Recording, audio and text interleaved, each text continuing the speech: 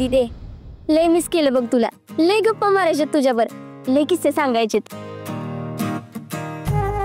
सत्यजितराव, अहो नंतर पुन्हा म्हणजे तुमच्याकडेच येणार आहे परत. आम्ही काय केलं कायमचं नाही घेऊन चाललोय. हो सत्या, बरोबर आहे त्यांचं. अरे मंजू आता कायमची याच घरात आलीये. आणि तसंही आत्ता बायको माहेरी चाललीये म्हणून तुला जरी वाईट वाटत असलं तरी उद्या बायको कधी एकदा माहेरी जाईल याची वाट बघत बसशील.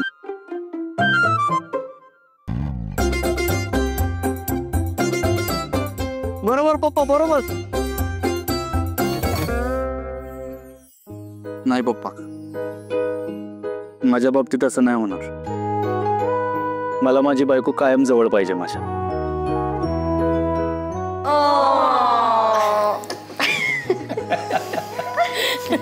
तर वाघमारे, काळजी घ्या स्वतःची आणि फोनकडे बी लक्ष ठेवा.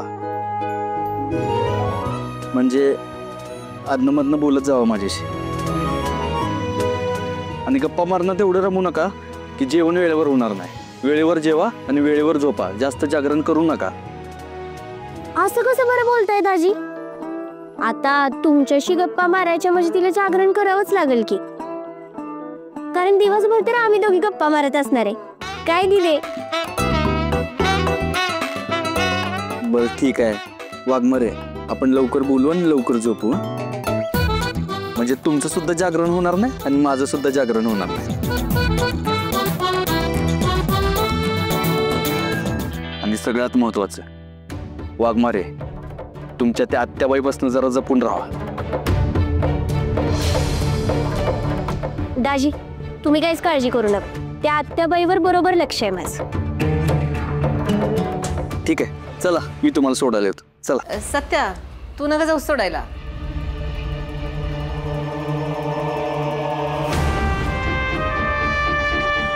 म्हणजे नवऱ्याने जायचं नसतं ना सोडायला, म्हणून म्हणलं. हा सत्या बरोबर आहे. हे बघ, 1 महिना तरी हळद असल्यावर बाहेर जायचं नाही असा नियम असतो. त्यामुळं तू थांब इथं. कवे सपने, शिदोरी घ्या की.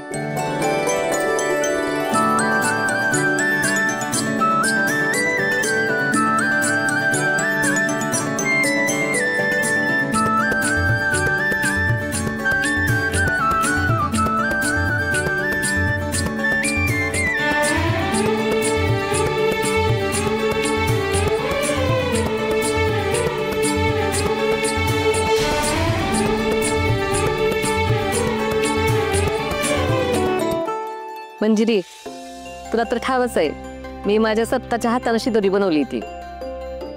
आता तू लवकर जा आणि लवकर ये, आम्ही वाट बघतो तुझी. मम्मी, ते पोह्याचा चिवडा दिला ना? जय द्या, तुझ्यासाठी काढून ठेवला चिवडा. ए सपने, त्याच्या नरड्यात कोंब चिवडा. सॉरी. बरं चला, येतो आम्ही. चला, मी सोडतो बाहेर त्यांना. येते.